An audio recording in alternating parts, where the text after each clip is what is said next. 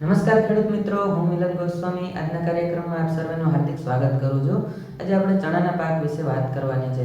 ચણાના પાકમાં ઘણા ખેડૂત મિત્રોના એવા પ્રશ્નો છે કે ભાઈ પિયત ક્યારે આપવું, ફૂગનાશક કઈ દવા વાપરવી, જંતુનાશક કઈ દવા વાપરવી, અને ખાસ કરીને અત્યારે જોઈએ તો સુકારાના પ્રશ્નો આવી ગયા છે. તો સુકારામાં કઈ દવા વાપરવી, તો આગળ આપણે આ વિડીયોના માધ્યમથી જાણીએ કે કઈ કઈ ટ્રીટમેન્ટ કરી શકાય. સૌપ્રથમ વાત આપણે એ કરવી છે કે ચણામાં પિયત ક્યારે આપવું.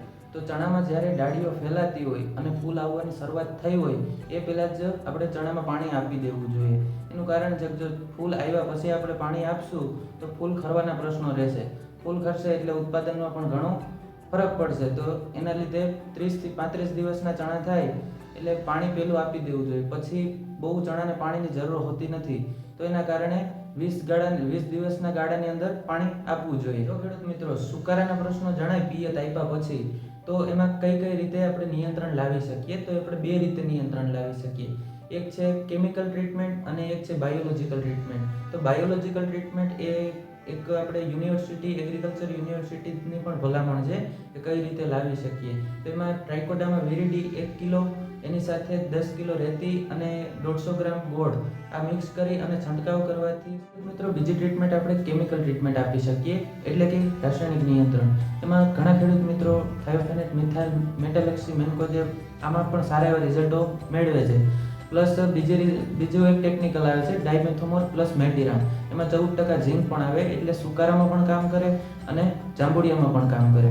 અને બીજો એક જાંબુડિયા માટે સ્પેશિયલ ઝીંક ઓક્સાઇડનો પણ ઉપયોગ ઘણા ખેડૂત મિત્રો કરતા હોય છે. મિત્રોનો એવો પણ પ્રશ્ન હોય છે કે પિયતમાં આપણે આપવું હોય તો શું આપી શકીએ. તો પિયતમાં કાર્બેન્ડિઝમ અને એની સાથે કોપર ઓક્સીક્લોરાઇડ આ પણ આપણે આપી શકીએ.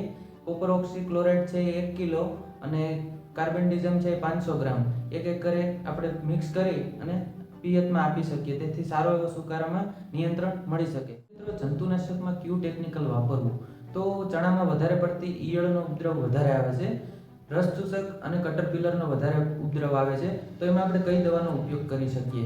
અને ઓછી જો ઈયળો હોય તો આપણે ઇમામેક્ટિન બેન્ઝોઇટનો ઉપયોગ કરી શકીએ. એમાં સારા એવા પરિણામો મેળવે છે ઘણા ખેડૂત મિત્રો. અને જો વધારે હોય છે ઉપદ્રવ, તો એના માટે આપણે ક્લોરેન્ટ્રા નિલિપ્રોલ અને લેમ્ડા સાયહેક્લોથ્રીન આવે છે એ આપણે ઉપયોગ કરી શકીએ. અને સાથે જ બીજું ટેકનિકલ છે બ્રોફિનોલાઇટ. હવે ખેડૂત મિત્રો ફૂલફાલ માટે આપણે કઈ દવા વાપરી શકીએ. જો ચણાનો ગ્રોથ વધી ગયો હોય અને તેને અટકાવવા માટે માર્કેટમાં એક ટેકનિકલ મળે છે પેક્ટ્રોબુટ્રાઝોલ. એ 40%માં પણ આવે છે અને 23%માં પણ આવે છે. અલગ અલગ નામથી આવે છે, વિદ્યુત, તાબોલી, કલ્ટાર, ડોગલ, આ ઘણા અલગ અલગ નામથી આવે છે. તો આનો ઉપયોગ કરી અને સારા એવા રિઝલ્ટ એમાં પણ મળે છે. ચણાનો ગ્રોથ અટકાવી દે છે અને વધારે ફૂલ અને વધારે શાખાઓ બેસાડવાનું કામ કરે છે.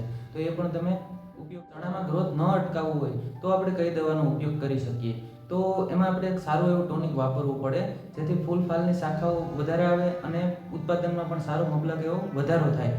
તો એમાં ગોદરેજનું ડબલ આવે, એમાં હોમોબ્રાસિનોલાઇડ આવે, કોરોમંડલનું ફેન્ટેક પ્લસ આવે, એમાં એમિનો એસિડ આવે, અને ટાટાનું બહાર આવે એમાં હાઇડ્રોલાઇઝ પ્રોટીન આવે, અને ધર્મજનું રુજુત આવે એમાં પણ એમિનો એસિડ આવે, અને કૃષિ રસાયણનું પોષક સુપર આવે એમાં જેબ્રાલિક એસિડ આવે, અને સાયફોન કંપનીનું એક્સરે આવે, એમાં પણ સારા એવા રિઝલ્ટ મળે છે આપને. તો આ બધી પ્રોડક્ટો વાપરવાથી સારા એવા પરિણામો બધા ખેડૂતો મેળવે છે અને બજારમાં આસાનીથી મળી જાય. તો આપેલી માહિતી સારી લાગી હોય તો ચેનલને લાઇક, સબસ્ક્રાઇબ અને શેર કરજો. ધન્યવાદ. જય જવાન, જય કિસાન.